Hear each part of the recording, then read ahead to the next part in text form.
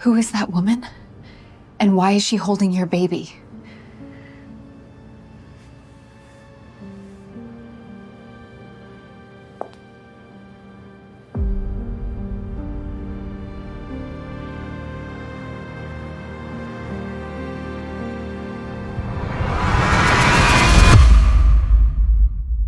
You just saw a microdrama that looks completely real, but here's the crazy part. None of it is real. There are no actors, no cameras, no film set. Every character, every scene, every performance you just watched was created entirely with AI. And I made the whole thing in less than 10 minutes. I honestly didn't expect it to look this good. AI-generated characters usually feel stiff, unnatural, or obviously fake. But this time, the result genuinely surprised me. So today, I'm going to show you exactly how I created this entire Netflix-style microdrama with AI. If you haven't run into these yet, microdramas are those vertical short episodes you scroll into on TikTok or Instagram, usually a minute or two long, built around one huge hook and a cliffhanger at the very end. Apps like Reel Short and DramaBox turned this into a massive business almost overnight, and now studios and solo creators are both racing to figure out how to make these with AI instead of a full cast and crew. That's exactly what I wanted to test for myself. The platform I used is OpenArt, and the model doing the actual video work is Seedance 2.5.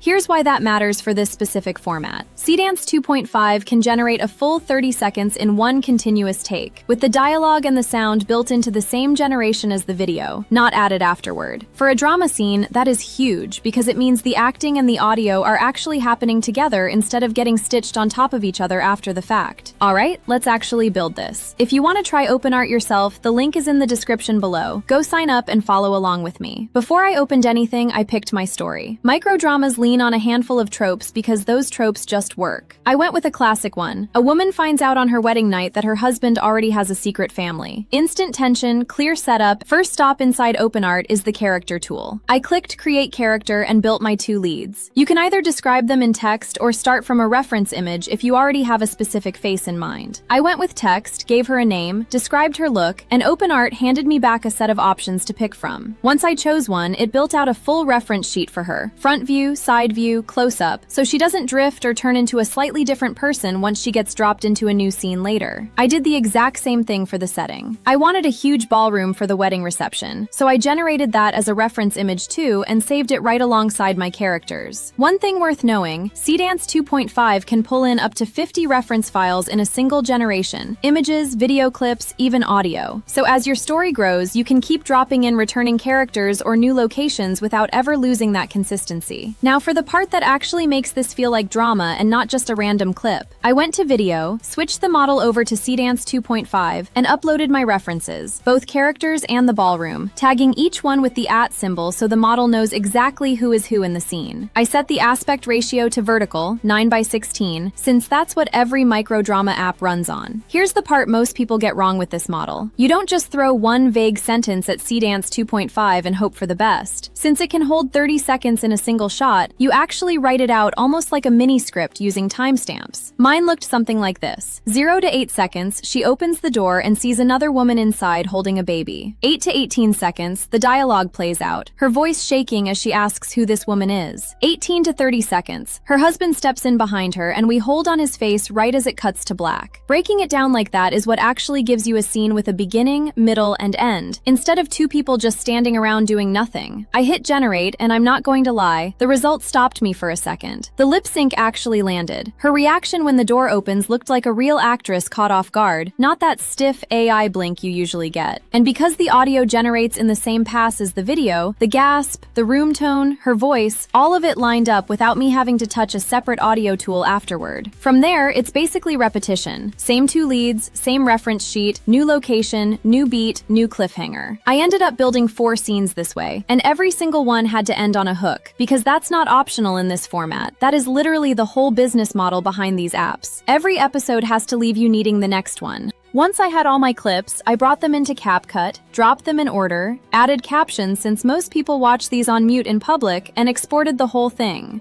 What actually surprised me most is how close this landed to the real thing. Not the visuals, I expected those to look good.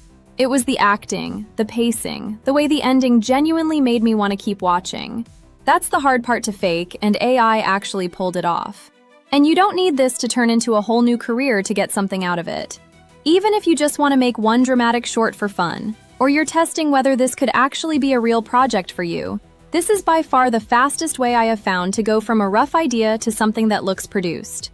If you want to build your own version of this, the link to OpenArt is in the description below. Go sign up and follow along, and honestly, I would love to see what you make with it. Hit like if this was useful, subscribe if you want more of these AI workflow breakdowns, and I will see you in the next one.